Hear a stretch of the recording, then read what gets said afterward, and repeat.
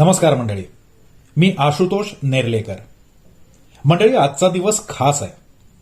खास अशासाठी की आपण सगळेच म्हणजे पुरुष स्त्रियांना आणि स्त्रिया सुद्धा स्त्रियांना सन्मानानं, आदरानं, समभावनेनं वागवत राहोत याची एक छोटीशी आठवण राहावी.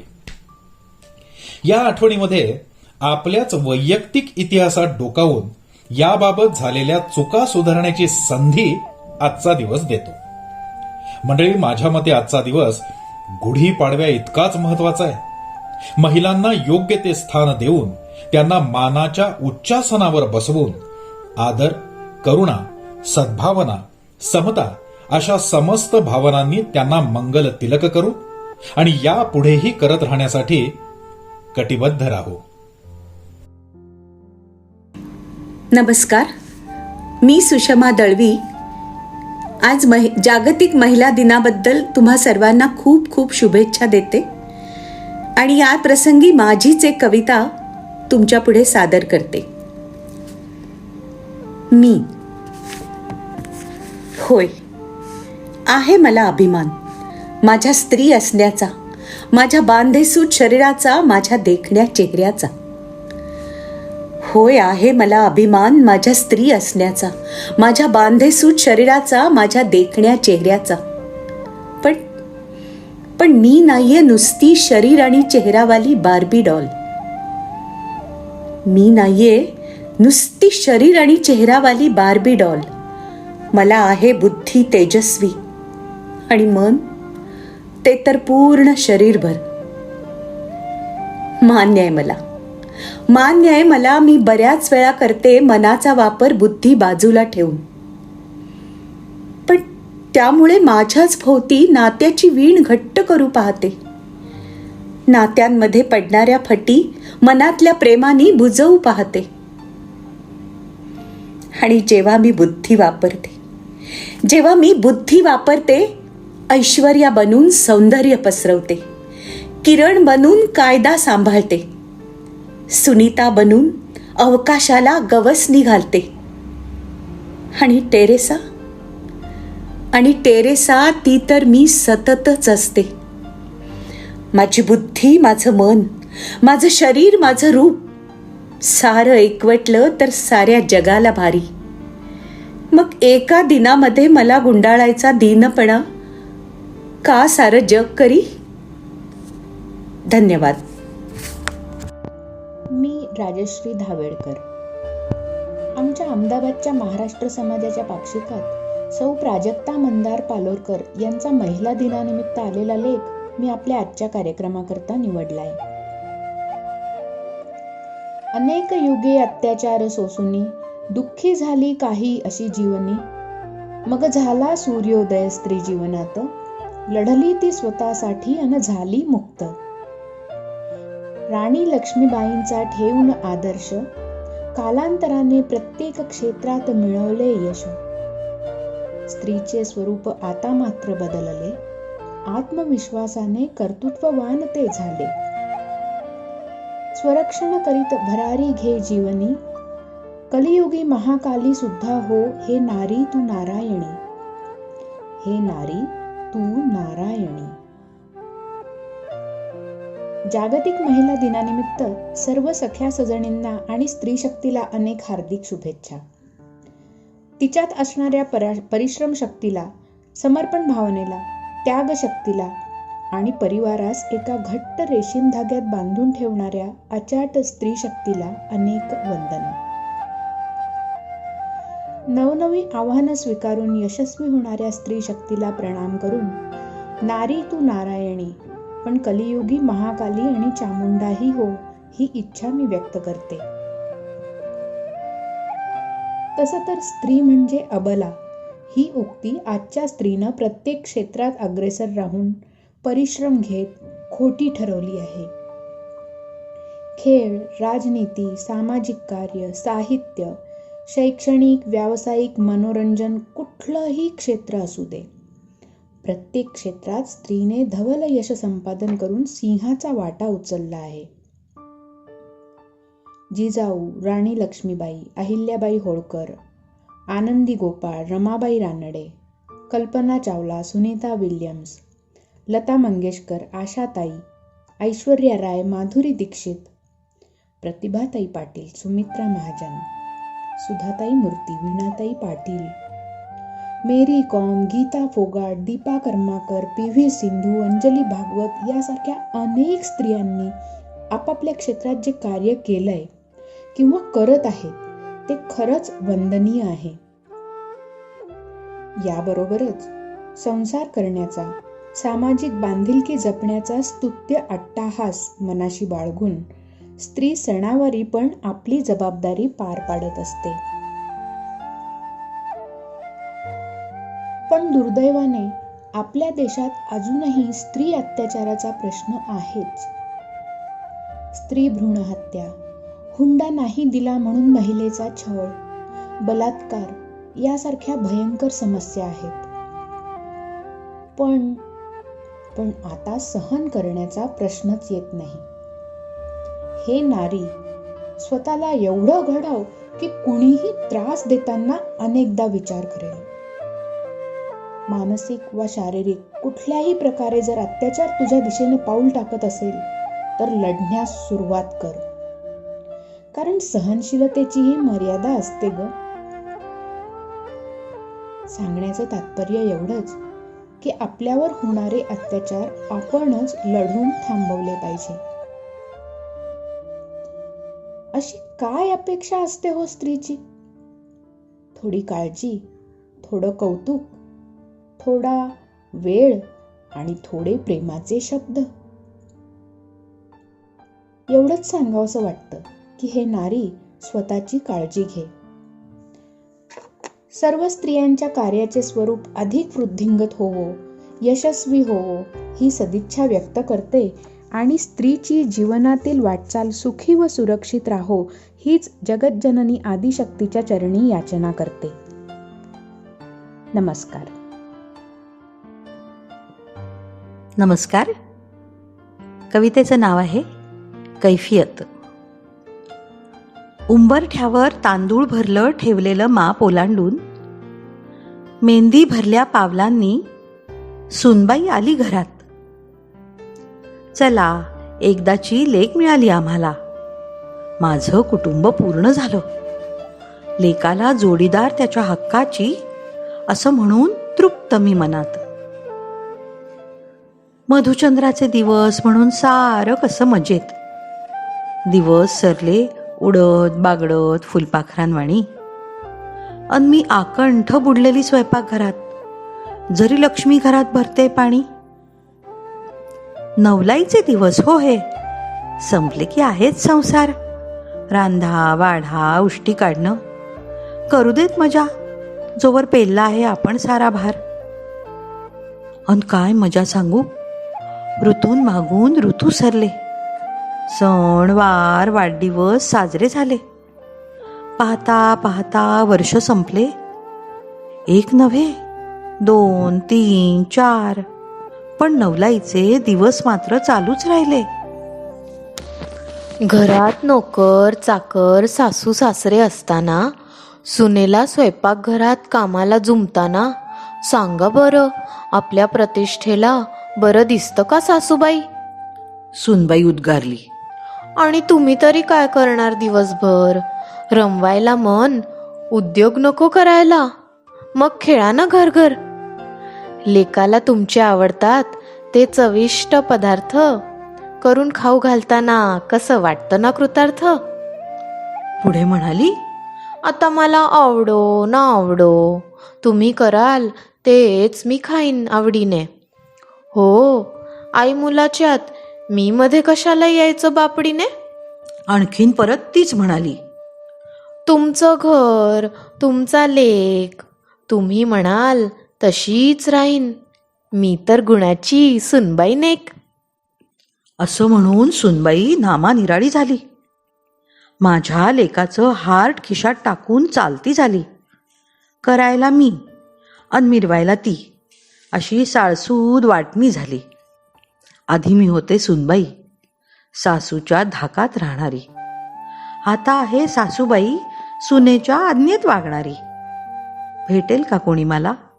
माझी कैफियत ऐकून घेणारी, ओठी हसू अन डोळा पाणी, स्त्रीजन्मा ही तुझी आजही कहाणी. धन्यवाद. काव्यलेखन आणि काव्यवाचन स्मिता कोरडे. साथ मोनिका कोरडे. महिला दिनाच्या आपल्या सर्वांना खूप खूप शुभेच्छा.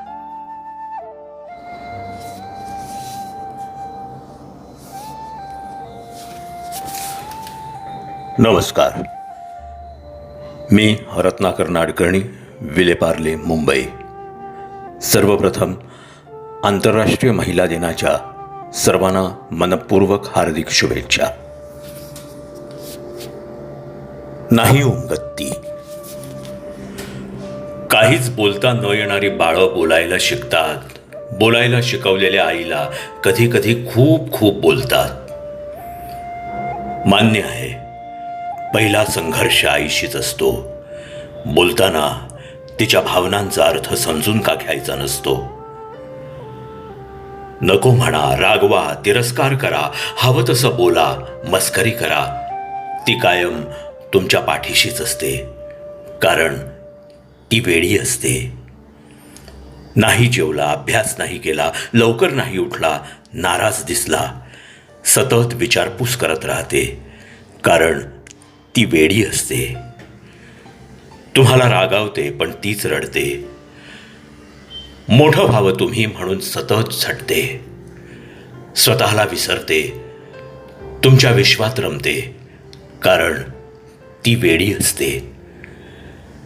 जिंकलात तर ओल्या डोळ्यांनी हसते, हरलात तर खंबीर बनवते. तुम्ही असाल कसेही, जीवापाड जपते. कारण ती वेडी असते. ती नाही कळणार, नाही उमगणार. तिच्यामुळे आपण काहीसे घडलो हे आज नाहीच आपल्याला वाटणार. कारण ती वेडीच वाटणार.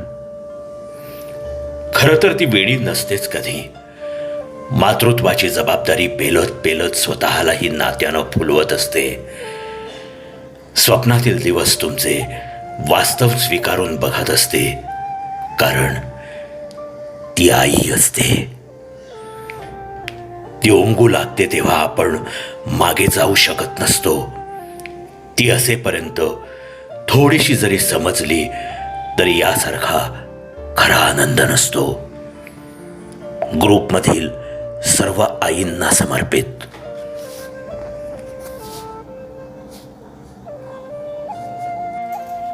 नमस्कार, मी अर्चना पाठक. मी जे सादर करते ते कुणी लिहिलं माहीत नाही, पण खूप सुंदर लिहिलं आहे. मी एक मुलगी, एक बहीण, एक मैत्रीण, एक पत्नी, एक सून, एक जाऊ, नणंद, आई, सासू, आजी आणि पणजी. सर्व काही झाले, पण मीच व्हायचं राहून गेलं. आयुष्य संपत आलं आणि आता वाटतंय स्वतःसाठी जगायचंच राहिलं. कळत नव्हतं तोपर्यंत आईनं आजीनं नटवलं. नंतर दादा आणि बाबांनी बंधन घातलं. वयात आल्यावर माझ्या प्रत्येक गोष्टीचे अर्थ निघू लागले आणि नकळत माझे चारित्र्यच चर्चेत यायला लागले. माझ्या फिरण्या, वागण्या, बोलण्या, हसण्यावर सोयीस्कररित्या बंधन आले. एका मित्राची मैत्रीण होतानाही समाजाने आडवे घातले. अन आता काय? शिक्षण झाले म्हणून काका बाबा स्थळ बघायला लागले. नोकरीचा प्रश्न मांडायला गेले तर म्हणे, नोकरी आता कशी करणार? सासरच्यांना विचारूनच करावी लागणार.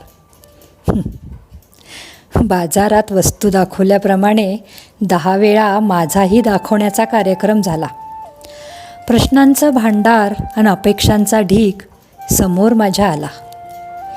त्याचा हसत हसत स्वीकारही केला साथीदाराकडे बघून. नंतर त्याचे फोन, त्याची मर्जी सुरू झाली.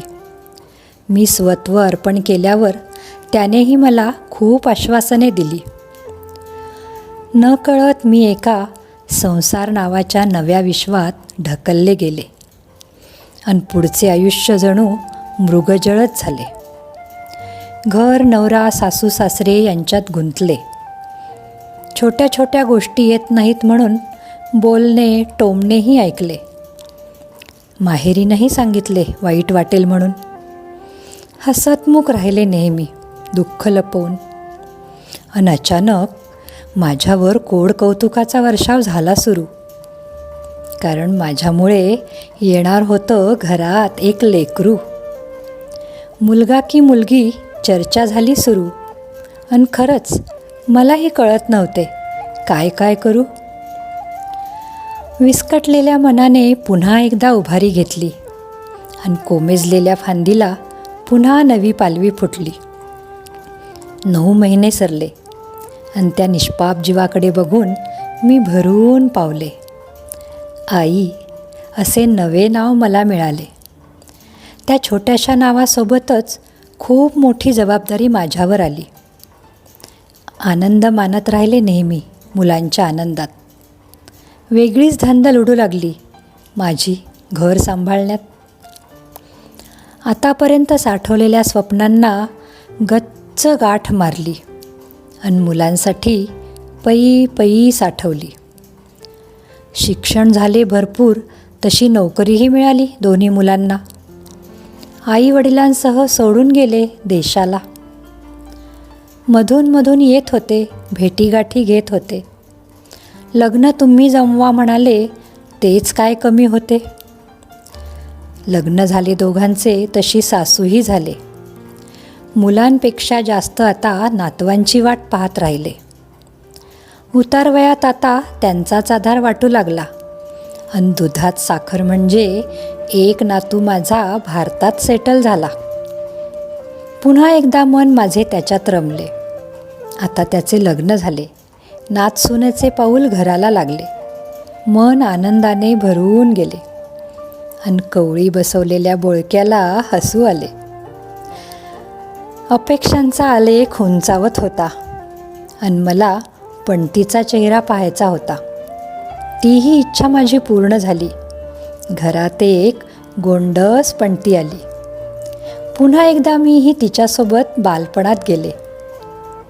आणि आता मात्र सर्वजण माझ्या मरणाची वाट पाहू लागले. तेव्हा पाणावलेल्या डोळ्यांनी मनात घर केलं. आणि सगळं काही झालं असताना उगाच काहीतरी बाकी असल्यासारखं वाटू लागलं. संपूर्ण आयुष्याचा आढावा मी घेतला आणि लक्षात आलं की मीच व्हायचं राहून गेलं. सर्वांची लाडकी झाले, पण स्वतःची झालेच नाही कधी. नेहमी दुसऱ्यांचा विचार केला स्वतःच्या आधी. हे सर्व लक्षात यायला 90 वर्षाचा काळ लोटला होता. पण आता मात्र माझ्या मनाने ठाम निर्णय घेतला होता. कपाट उघडून माझ्या आवडीचा स्लीवलेस ड्रेस घातला. मस्त मेकअप करून तयार झाले मनसोक्त फिरायला. कुठं जायचं आहे असं काहीच ठरलं नव्हतं. देवाला मात्र सारं काही ठाऊक होतं. त्यानंही मस्त गेम खेळला माझ्याशी. पर्स घेऊन बाहेर आले तर यमराज उभा होता दाराशी. मैत्रिणींनो, असं होण्याआधीच जीवनाचा खरा आनंद घ्या. स्वतःला देखील वेळ द्या आणि आपणच आपले लाड करा. स्वतःतल्या मीला ओळखा. धन्यवाद. नमस्कार, मी रेखा दामले. आज मी डॉक्टर आनंदी गोपाळ जोशींबद्दल सांगणार आहे. मी बृहन महाराष्ट्र समाजातर्फे बडोद्याला झालेल्या अधिवेशनात बदलत्या प्रतिमा ह्यात डॉक्टर आनंदी सादर केली होती, ज्याचं लेखन केलं आहे सुषमा दळवींनी. मी आनंदी, सौभाग्यवती आनंदीबाई गोपाळराव जोशी. ओळखलत ना? होय, मीच ती डॉक्टर आनंदी, भारतातील पहिली स्त्री डॉक्टर. आजच्या युगात डॉक्टर होणं एवढं कठीण नाही आहे, पण माझ्या काळात हा खरोखरच एक विक्रम होता. आज मी ही अशी फ्रेममधून बाहेर येऊन बोलते ना, ते तुम्हाला थोडं विचित्र वाटेल. अहो, पण माझ्या हयातीत मी नेहमीच फ्रेममधून म्हणजे समाजाच्या चौकटीतून बाहेर पडले होते. कशी ती सांगते ना. एक सामान्य 9-10 वर्षाची साधारण मुलगी, किंचित उफाड्याची, आजीचे लाड दुसरं काय असं लोक म्हणायचे. तर अशी ही मुलगी, ती पहिली स्त्री डॉक्टर, हा प्रवास खरंच खूप खडतर होता हो. सगळं आठवायला गेले ना तर स्वप्नवतच वाटतंय. आमच्या वडिलांना माझ्या लग्नाची खूप घाई झाली होती. परिस्थिती बेताचीच होती आणि माझं 9व सरायला लागलं होतं. मग काय, मुलगा बीजवर आहे, एकाच आडनावाचा आहे, काही पाहिलं नाही. चाकरी कायम आहे ना, मग वय मोठं असलं तर कुठे बिघडलं. मी तर लहानच होते, पण लग्न झाल्यावर मलाही जाणवलं आपला संसार 4 चौघींसारखा नाही आहे. यांना माझ्या गृहकृत्यात नाही पण माझ्या शिक्षणात रस होता, म्हणजे मला शिकवण्यात रस होता. घरच्या कामात मी वेळ घालवलेला अजिबात चालायचं नाही. मी सतत लिहावं वाचावं असं सांगायचे. मला फारसं आवडायचं नाही, पण यांनी धमकी दिली होती ना, मी सांगतो तशी वागली नाहीस तर मी ख्रिस्ती होईन, तुला टाकून देईन. टाकणं हा प्रकार मला चांगलाच माहीत होता. त्या भीतीनंच मी हे म्हणतील त्याला होकार दिला आणि मग सुरू झाला माझा शिक्षणाचा प्रवास. त्यामुळेच का होईना आमचा संसारही सुरू झाला. मला दिवस गेले. आता गोपाळरावांचं शिक्षणाचा वेळ संपेल अशी माझ्या माहेरच्यांना आशा वाटायला लागली होती, पण तीही एक दिवस संपून गेली. माझा मुलगा गेला. तरीही शिक्षण सुरूच राहिलं. आता तर इंग्रजीतून ख्रिस्ती मडमे करून एखाद्या आज्ञाधारक विद्यार्थीप्रमाणे मी जे जे मला शिकवलं गेलं ते मी शिकले. मग एक दिवशी अचानक यांनी ठरवलं मी अमेरिकेला जायचं पुढच्या शिक्षणासाठी. घरी दारी एकच हाहाकार उडला, पण जसा विरोध झाला तसं मान सन्मानही झालं बरं का. आता मीही मोठी झाले होते शरीराने आणि विचारांनी देखील. एका सभेत मी स्वतः इंग्रजीतून माझे विचार सांगितले ना, तेव्हा यांच्याही डोळ्यात चमक दिसली मला क्षणभरच. अमेरिकेत जायला बोटीवर चढले तेव्हा यांच्याकडे एक टक लावून पाहत होते, दूर दूर जाणारे यांना. बोटीच्या प्रवासात खूप त्रास व्हायचा. आजूबाजूच्या लोकांच्या नजरा जाळत जायच्या. रॉसेल, फिलाडेल्फिया, तिथली माणसं काही प्रेमळ, काही निर्विकार, काही टोचणारी. पण माझा अभ्यास सुरूच राहिला आणि तसं सुरू राहिलं यांना पत्र लिहिणं. यांचीही यायची, कधी घाबरवणारी, कधी रुसणारी, तर कधी मायेची फुंकर घालणारी. मी डॉक्टर झाले, पण माझी तब्येत मात्र ढासळत गेली. सगळ्यांच्या आग्रहावरून आम्ही भारतात परत आलो. तब्येत खालावतच होती. शेवटी एक दिवस यांनी संध्या केलेलं ताम्हणातलं पाणी तुळशीऐवजी माझ्या मुखात घातलं आणि मला निरोप दिला. आज वरतून सारं काही अलिप्तपणे आठवताना बघताना काही विचार मनात येतात. यांना सगळे विक्षिप्त, उपद्रवी, रागीट म्हणायचे, पण यांच्या अशा स्वभावामुळेच सगळ्यांचा विरोध पत्करूनही मी डॉक्टर बनले. आज जिथे जिथे स्त्रीची महती सांगणारे सभा कार्यक्रम होतात ना, तिथे तिथे मला आवर्जून आठवलं जातं बरं का. मनात समाधान भरून येतं. एक सर्वसाधारण यमीचा असामान्य डॉक्टर बनण्याचा हाच तो प्रवास. मी अशा काळात जन्मले जिथे नवऱ्याचा जाच ही विशेष बाब नव्हती. नवरा छळणारच, त्यात काय रडायचं. पण आज जाणवतंय की या सगळ्या जाचातून, त्यांच्या तरेवाईतपणातून मी घडत गेले, शिकत गेले आणि आज या मुक्कामी पोचले. नमस्कार. सोशिक स्त्रियांनो, लेख आहे पत्रास कारण की या अरविंद जगताप यांच्या पत्रांच्या संग्रहातला, आणि मी सुजाता मोघे बोलते आहे, दादर, मुंबईहून. उतारा वाचते आहे, लेख वाचते आहे. सोशिक स्त्रियांनो, आजही बायका वडाच्या झाडाच्या फांद्या तोडताना दिसतात. जन्मोजन्मी हाच नवरा मिळू दे म्हणून त्याला दोरे बांधणाऱ्या या निरागस बायका बघितल्या की सांगावंसं वाटतं, बाई, त्या फांदीचं आयुष्य का संपवलंस?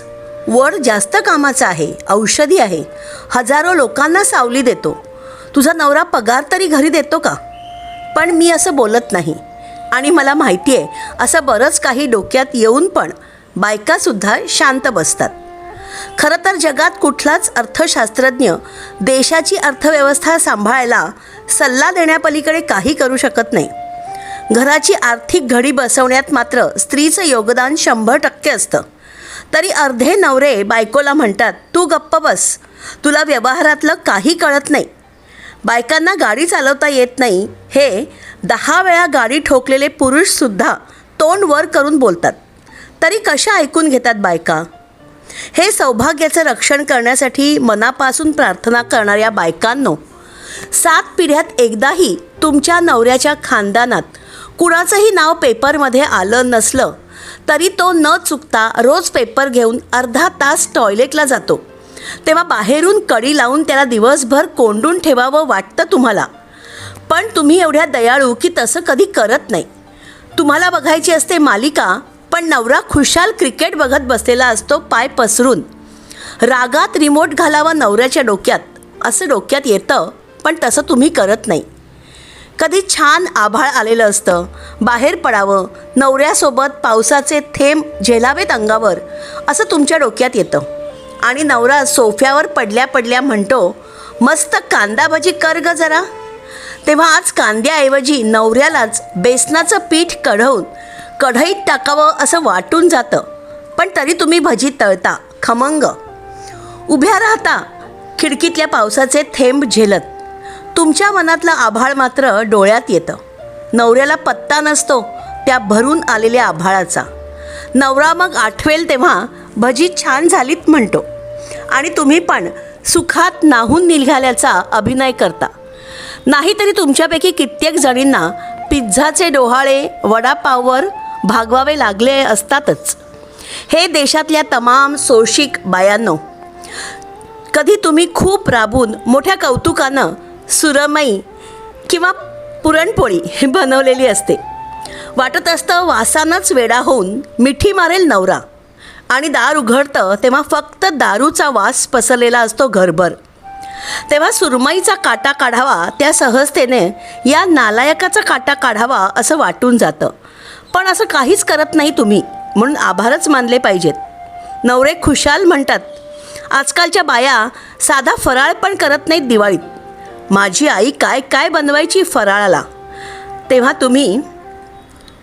तुमची आई फराळ बनवायची कारण तुमचे वडील रोज बियर बारमध्ये चखण्याला शेव आणि चकली खाऊन येत नव्हते असं का म्हणत नाही? तुम्ही रविवारी आराम करायचा ठरवलेलं असतं, पण 4 मित्र जमल्यावर पत्ते खेळता खेळता नवरा मोठ्या थाटात चहा टाक ग 4-5 कप आणि खायला दे काहीतरी असं सांगतो. ओठावर येतं नोकर आहे का मी? पण ते तुम्ही ओठातच ठेवता का? आणि तरी सगळं जग म्हणतं बायकांच्या पोटात काही राहत नाही. खरं तर ही पुरुषांनी सोयीस्करपणे स्वतःची समजूत घातलेली आहे.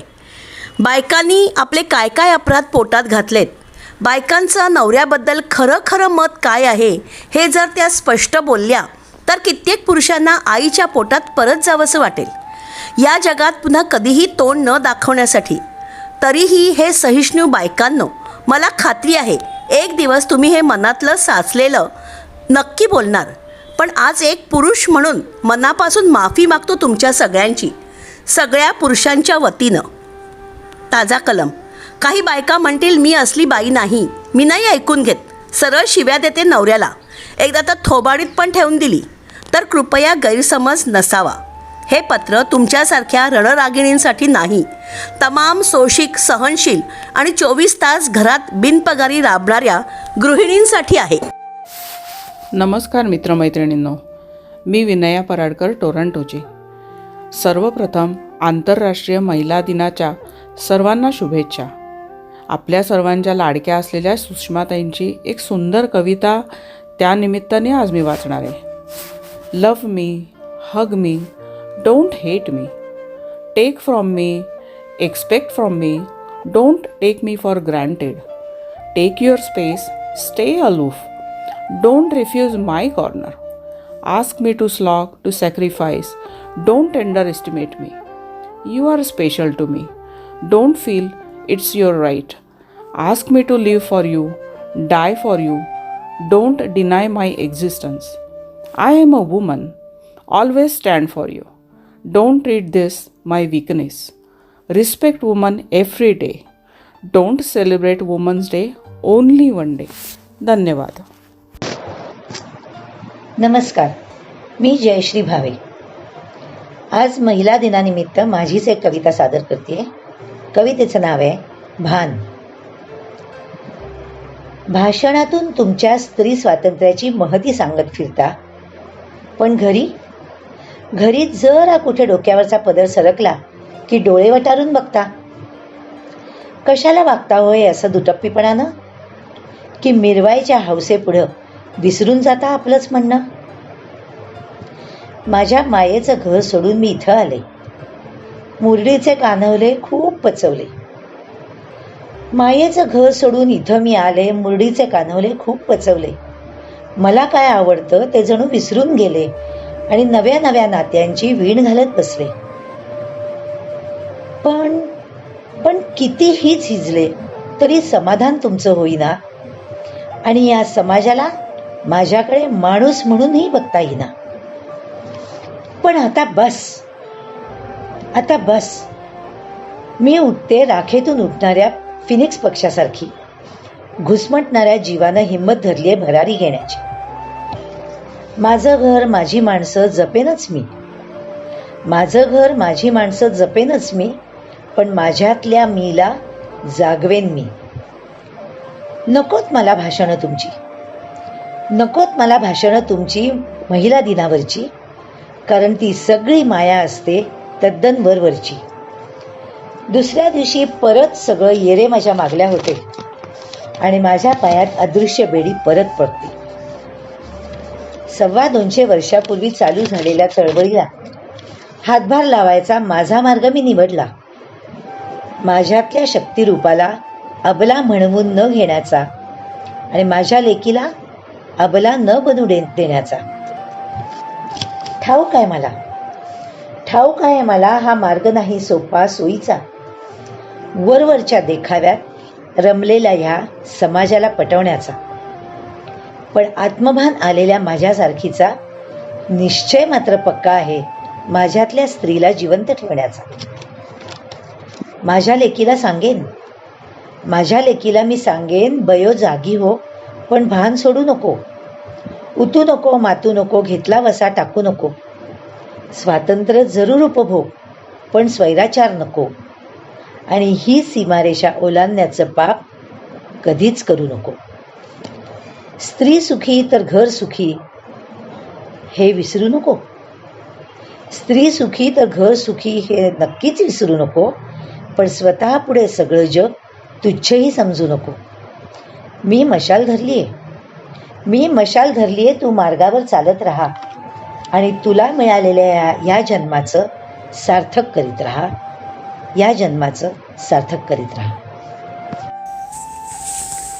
मी सुषमा चौसाळकर, अहमदाबादलाच असते. महिला दिनाच्या तुम्हा सगळ्यांना खूप खूप शुभेच्छा. इथे मी सादर करते माझी एक कविता पिंजरेच अखेर. गोल चौकोनी कधी त्रिकोणी, सोन्याचे चांदीचे कधी लोखंडाचे, गंजलेले तुटलेले तर काही सुबक सजवलेले, पण पिंजरेच अखेर. असेल तुझा पिंजरा सोन्याचा, पण पिंजराच ना.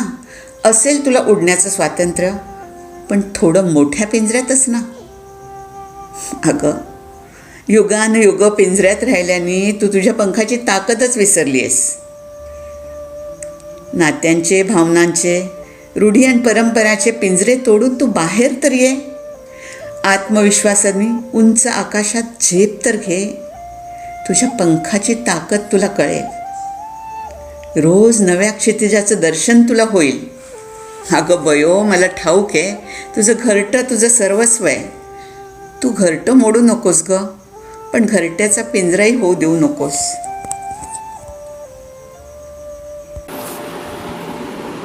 नमस्कार, मी मनीष मोहिले, राहणार अहमदाबाद. जागतिक महिला दिनाच्या सर्वांना हार्दिक शुभेच्छा. आज या निमित्ताने आपण जे अभिवाचन करतोय त्याच्यामध्ये मी जो उतारा वाचणार आहे त्या उतार्याचे लेखक आहेत श्रीयुत शैलेंद्र मासलेकर. हे एक असं व्यक्तिमत्व आहे की ज्यांनी अविवाहित राहून संपूर्ण वेळ स्वतःला समाजकार्याला वाहून घेतलेला आहे.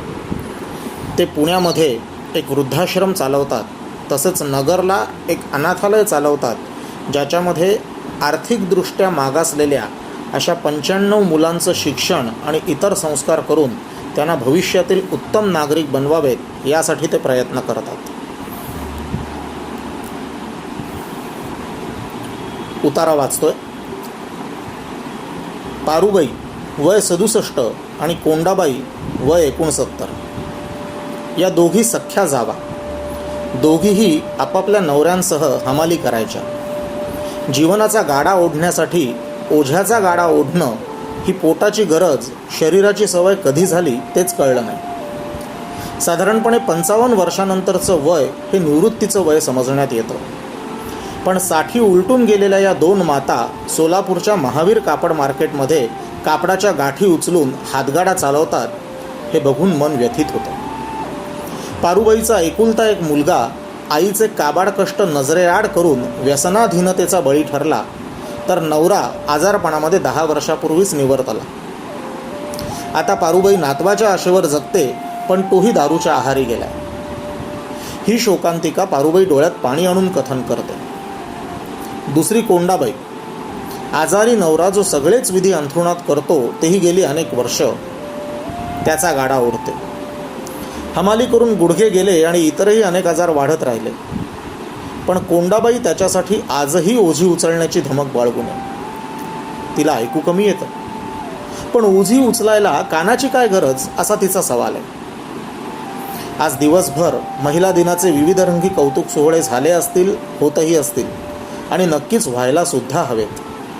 पण या दोन मातांसाठी मदतीचे हात हवेत, कारण पोकळ कौतुकापेक्षा पोकळ पोट महत्त्वाचं नाही का? या मातांसाठी आणि अशा कित्येक महिलांसाठी काही ठोस उपाय करायला पाहिजेत. माझ्या मते महिला दिनाचं खऱ्या अर्थाने साजरं करणं हे त्याच वेळेला अर्थपूर्ण ठरेल. तुम पानी सी तरल प्यास हो, तुम हवा सी चंचल खुशबू हो, तुम फूल सी कोमल खूबसूरत हो, तुम नदी सी बहती धारा हो, तुम आग सी दाहक अंगार हो, तुम प्रकाश सी चैतन्य दीपक हो, तुम शस्त्र सी सटीक धार हो, तुम सागर सी अथांग विराट हो, तुम आकाश सी अटल सच्चाई हो, तुम भगवान का आशीष, तुम जीने की कशिश, तुम जिंदगी की डोर, तुम ममता का शोर, तुम धरा का आधार, तुमसे ही जुड़ा है सारा संसार. महिला दिन हार्दिक शुभकामना. लेखक श्रीयुत शैलेंद्र मासलेकर. नमस्कार. नमस्कार, मी आरती नाबर. महिला दिनाच्या सर्वांना खूप साऱ्या शुभेच्छा. माझ्या कवितेचं मी कविता वाचन करणार आहे. माझ्या कवितेचं नाव आहे ती आणि तो. कधी काळी पुरुषांनी शब्दकोश लिहिला, कधी काळी पुरुषांनी शब्दकोश लिहिला, पुरुषवाचक शब्दांना मोठा आशय दिला. त्यांच्या नानापुढे सगळे वाकले, दिपले, स्त्रियांचे तर माथेच झुकले. पण आता वाटतं ते जरा चुकले. ऐका ते शब्द. ती माती तो मळा, ती गुंज तो तोळा, ती टेकडी तो पर्वत, ती वघळ तो तलाव, ती खिचडी तो पुलाव, ती तान तो ख्याल, ती झोपडी तो महाल, ती बंदूक तो रणगाडा, ती पिकदाणी तो 13 गुणी विडा, ती दुर्गंधी तो सुगंध, ती वेदना तो आनंद, ती रात्र तो प्रकाश, ती धुंदी तो विलास, ती गाथा तो ग्रंथ, ती जमात तो पंथ, ती बैलगाडी तो रथ, ती पायवाट तो पथ, ती मिरी, मिरची, लवंग, मोहरी, चटणी तो मसाला. पहा कशी झाली वाटणी. ती ताबडतोब सुकणारी पालेभाजी. तो मात्र टिकणारा कांदा, बटाटा, बदाम, बेदाणा. ती घरघर तो खास. ती घटिका तो तास. ती चिल्लर तो पैसा. ती भुरटी तो डाका. ती मोरी ती धूल. ती चूल ती महागाई. डोगराई मरियाई होई. तो मात्र उपचार होई. डोस इलाज धन्वंतरी होई. नव्या युगातल्या नव्या गोष्टीतही त्याचीच मिरास तरी. स्त्रीवाचक शब्दांची किती दावेदारी. ती पिपी वाजणारी बाजाची पेटी. तो रेडिओ टी व्ही फ्रीज होई. ती चक्की तो मिक्सर. ती चूल तो गिझर. ती कडी तो लॅच. ती शेगडी तो गॅस. पण आहे विश्वास. कधीतरी लिहू शब्दकोश पुन्हा. बदलून टाकू वेलांटे मात्रे काना. निष्ठुर पुरुषांचा गुन्हा. धन्यवाद. या गीताबाई बसा. एवढे 4च कागद मोडायचे राहिले. जरा वेळ झाला तर चालेल ना? सावकाश होईल. मी लागू का कागद मोडायला? नको गीताबाई, माझी शपथ आहे, अगदी नको. बाईसाहेब, का बरं नको म्हणता? नेहमी तुमचं असंच. मी जरा हात लावायला लागले म्हणजे लगेच मोडता घालता. गीताबाई, तिकडच्या पायांवर हात ठेवून मी शपथ घेतली ना की दुसऱ्याची काडी म्हणून घरात येणार नाही अशी. अहो, दुसऱ्याचे कष्ट आम्हाला अगदी वरचे आहे. बाईसाहेब, काय म्हणू मी तुम्हाला? तुम्ही असे कष्ट करायचे आणि आम्ही धोंड्यासारखं जवळ बसून डोळे बंद करायची. माझ्या जीवाला काय वाटत असेल बरं? गीताबाई, आमच्यासाठी तुम्ही थोडं का करता आहात? उभा गाव पायाखाली घालून छापखान्यातून हे कागद मोडायचं काम घेऊन येता. हे तुमचे थोडे का उपकार आहेत? गीताबाई, असं काम रोज कुठून आणलं म्हणजे की नाही तुमचे डोंगरा एवढे उपकार होतील आमच्या. पण ते समाधानही मेल्या देवानं ठेवलं नाही. आज काम आणण्यासाठी सगळा गाव हिंडले. कुठल्याच कारखान्यात काम मिळालं नाही. कायसं म्हणे लढाईमुळे कागदाचा तुटवडा पडला म्हणून कुठे कामच कसं नाही. आता कसं बरं करायचं पुढं? त्याच विवंचनेत मी पण आहे कालपासून. कुठं काम म्हणून नाही. देव अगदी अंतच बघायला बसलाय जसा काही. गीताबाई, आपलं दैव खोटं. देवाला काय वाकडं लावायचं तिथं? बरं, छापखान्यातलं नको ते मेलं. दुसरं कसलं काम नाही का मिळण्यासारखं? दुसरं कसलं काम बा? कुठलं का असे ना, आपलं घरातल्या घरात होण्याजोगं काही काढा म्हणजे झालं. काय बरं बघाल? हा, दळण नाही का कुणाकडचं मिळायचं? दळण? ते आपलं बरं ना घरच्या घरी करायला. भाईसाहेब, अहो भलताच काय बोलताय? त्यात का झालं एवढं चपाकायला? अशा का बघताय? अहो, दळायचं सोपं आहे का ते? फुलवाड्यांच्या बायका चांगल्या धड टाकतात, त्या सुद्धा उडून सुटतात. मग तुमच्या अर्ज कसं भावाली? अहो, उडापोटी करी कसं तरी झालं. माझं ऐका, तुम्ही खुशाल कुठे दळण मिळालं तर घेऊन या. अहो, दुसऱ्यासाठी का करायचंय हे?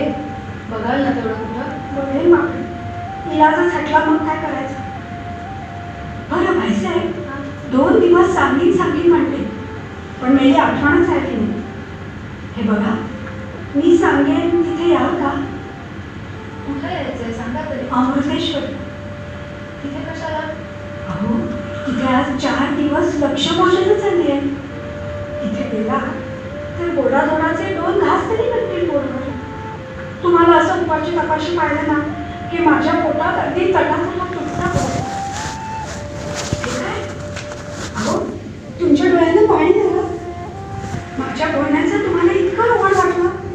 मला का बरं ठाऊक? बाईसाहेब, मी आपली तुमची वेडी कशी मुलगी आहे. चुकलं मागलं तर मनात आणू नका हो काही. अहो, मी अगदी गोळ्या भावाने बोलून गेले. तुमच्या जीवाला ते लागलं. गीताबाई, नाही बरं, वाईट वाटलं मला. अशी नाही फसायची मी. पण डोळे का भरून आले ते? अहो, माझ्याही मनातून यायचंच होतं. पण हे बघा, असं जुनेरं आड करून 4 लोकात कसं बरं यायचं बाहेर? म्हणून मला वाईट वाटलं हो. हातीच्या एवढंच ना? मी आपली चरकले. मला वाटलं कुठून बोलायला गेलं कोण जाणे. मग माझं बद्दल आणून देऊ का? वेळाचं नाही ना तुम्ही बघा ते राहते, त्या वाचून काही अडलं नाहीये. एवढं पाहाल ना कुठं तुमच्या देव स्वभावाला काय म्हणावं व्हायचंय. 7 जन्मांच्या पुण्यवंतांनी सुद्धा तुमच्या चरणाचं तीर्थ घ्यावं आणि आमच्या घरच्या सगळ्यांनी तुमच्याबद्दल दारूसारखंच अभद्र. ते देव मला कुठे दडी मारून बसलाय का दारू बिरूच प्यायलाय. त्यांनी यांच्या जीवात चढून कशा जात नाही म्हणते मी. हा गीताबाई, आपण बायकांनी असं बोलावं का? नवरा म्हणजे देवासारखा. हे कसले हो असले देव? अहो हे दारूबाज देव आज गटाराच्या गंगेत राहायचे, तर उद्या आणखी कुठे लोळायचे. गीताबाई गप्प बसा अगदी. असं तोंडाला येईल ते बोलू नये. अहो देवा ब्राह्मणाने दिलेला नवरा कसा का असे ना. देवानच मुली आताशा लाच सोडल्यासारखी दिसते. तुमची डुबकी धुवायला सांगा, एकदा सोडून 7 वेळा होईल, पण एवढ्या बाबतीत नका माझ्या तोंडाला हात देऊ. अहो असले नवरे जाळायचे काय? यांच्या आपल्या चुलीत का जाता? मेल्या एकाच्या अंगी वकून नाही काळीचा आणि हे म्हणे देव. या देवाची नित्य नेमानं खेटराने पूजा करायला हवी. तो देव हाती सापडला की नाही तर तुमच्या पुढे उभा करून चांगला कान पिळून हडसून खडसून विचारलं असतं. या माऊलीकडे नीट एकदा डोळे फोडून पहा आणि मग सांग, पोरा बाळांनी भरलेल्या घरात अशी ओटायला का दारू केलेस? काय बोलताय बाळासाहेब, तुम्हाला येतो माझा राग, पण मी आहे आपली सरळ. तुम्ही अशा सीता सावित्री सारख्या तुमची काय ओझ ठेवली हो दादासाहेबांनी. चांगले शिकले सवरले, पण यांचं सगळं शहाणपण बाटलीतून जन्माला यायचं. उकेड्यावरच्या अमंगळानं यांचं उष्टा बनवायचं आणि तिसऱ्या कुठल्या मसरपटीत पुरे सांगते. माझ्या तोंडाला नाही सुमान. बाईसाहेब, तुमच्याकडे पाहिलं ना म्हणजे माझ्या जिभेला आपला फाटा फुटतो. सांगा भाऊ, काय केलं हो याने तुमच्यासाठी? कधी गोळाभर अन्न घातलं तुम्हाला वेळेवर का बोटभर चिंधी आणली धडोतीसाठी? अष्टप्रहर बाटलीत पुढ्या मारूनच बसला यांच्या मोठाल्या बुद्ध्या. हे हो कसले देव, हे शेंदूर कमी देव, निव्वळ दगड धोंडे. आणि यांच्यावरचा शेंदूर पिऊन मुलं मुलं रडत बसायचं. काय हो, राणीचं राज्य झालंय ना आताशा, मग राणीच्या या राज्यात बायकांचे का सर दिंडवडे निघतात?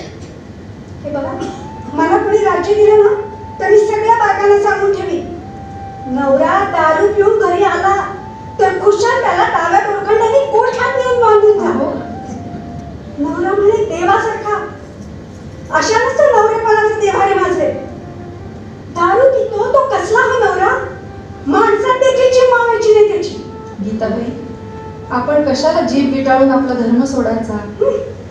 हे बघा, बाळ धुकेला झालाय, थोडं दूध. चला आत, भांडा देते दुधाला आणि तेवढं दळणाचं विसराल बरं. काय? चला.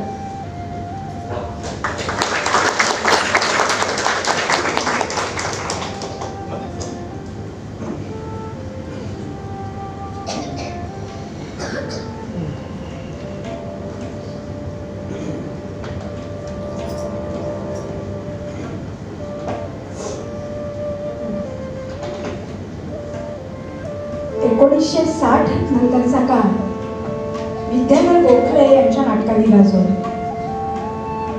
त्यांच्या नाटकांच्या विषयामध्ये एवढी विविधता आहे आणि त्यांच्या नाटकांना संगीतकारही वेगवेगळे मिळाले.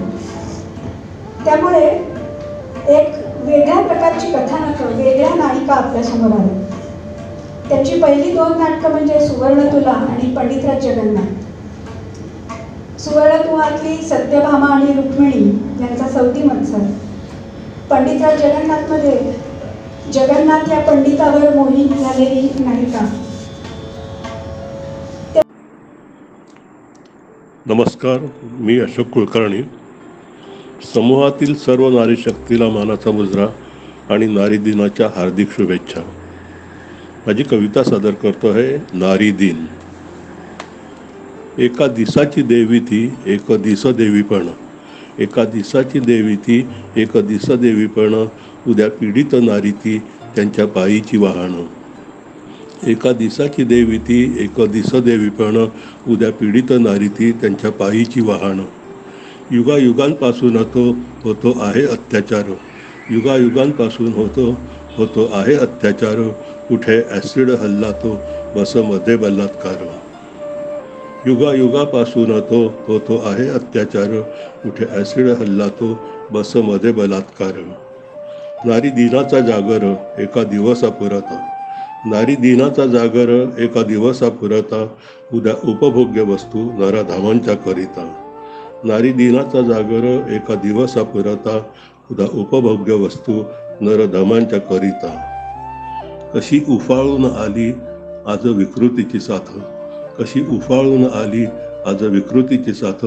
सुरक्षित नाही नारी आज घर परसात. कशी उफाळून आली आज विकृतीची साथ. सुरक्षित नाही नारी आज घर परसात. आता गरजेचे आहे पुरुषांचे प्रबोधन. आता गरजेचे आहे पुरुषांचे प्रबोधन. अत्याचारी निर्दालन आणि कठोर शासन. आता गरजेचे आहे पुरुषांचे प्रबोधन. अत्याचारी निर्दालन आणि कठोर शासन. कीड मरून ती जाता होई सुसह्य जीवन. कीड मरून ती जाता होई सुसह्य जीवन. घेता भरारी ती नारी रोज रोज नारी दिन. घेता भरारी ती नारी रोज रोज नारी दिन. धन्यवाद रसिक हो, धन्यवाद. आदिशक्ती धारण करते स्त्रीचा अवतार आणि उचलते साऱ्या विश्वाचा भार. देव सगळीकडे पोचू शकत नाही म्हणून त्यानं पाठवलं स्त्रीला आईच्या रूपात. तिचं केवळ असणंच आपल्याला पुरतं संपूर्ण आयुष्यात. ती भावाला प्रेमळ धाकात ठेवते बहिणीच्या रूपात. कार्येषु दासी, कर्णेषु मंत्री, भोजेषु माता, कर्णेषु रंभा, धर्मानुकूला, क्षमया धरित्री. इतकं सगळं तर ती करते एका पत्नीच्या रूपात. गर्भधारणा करण्यापासून ते ती उड्डाणही करते अंतराळात. पुरुषांच्या बरोबरीने ती वावरते ती हर एक क्षेत्रात. पण तरी का झगडावं लागतं तिला अस्तित्वासाठी या पुरुष प्रधान जगात? माणूस म्हणून का तिला स्वाभिमानानं नाही जगता येत या समाजात? का अजून अनेक जणींना दाद मागावी लागते कोर्टात? पण आता ती जागी झाली आहे. इतके दिवस त्यागाच्या कैफात असलेल्या तिला आता भान आलंय स्वतःच्या आवाक्याचं. म्हणूनच स्वतःच्याच मनाचा उंबरठा ओलांडून ती आता उडू पाहते स्वैरपणे कर्तृत्वाच्या आकाशात.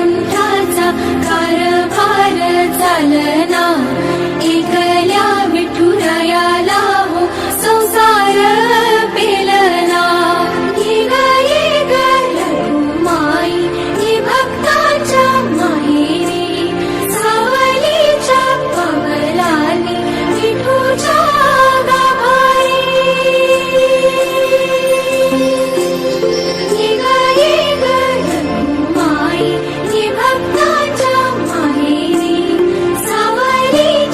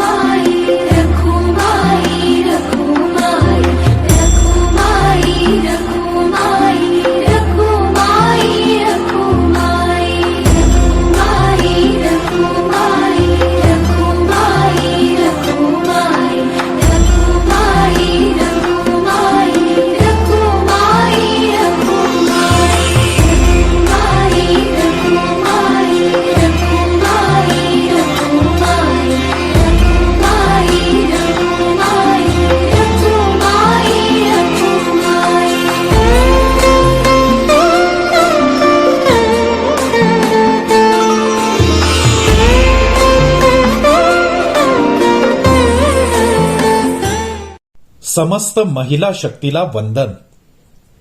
आदिशक्तीमुळे उत्पन्न झालेल्या या विश्वात महिलांचं महत्व, महिलांची गरज अनन्यसाधारण आहे. विश्व निर्मिती आणि विश्ववृद्धी या दोन्हीही गोष्टी स्त्रीच्याच हातात आणि स्त्रीच्या मुळेच शक्य आहेत. म्हणूनच म्हणतात, पराक्रमाचं मातृत्व पुरुषांकडे सुद्धा असतं, पण मातृत्वाचा पराक्रम स्त्रीच करू शकते. अपार कष्ट सोसून, अनंत त्याग करून, कित्येक गोष्टींचं बलिदान करून, आशा आकांक्षांचा गळा घोटून, दोन्ही करांनी प्रेम, सद्भावना, वृद्धी, शिक्षण, आरोग्य आशांची लयलूट या भूतलावर करणाऱ्या अशा या मातेला, भगिनीला, अर्धांगीला, सुनेला, मुलीला, नातीला, समस्त स्त्री जातीला सहस्त्राधिक नमन.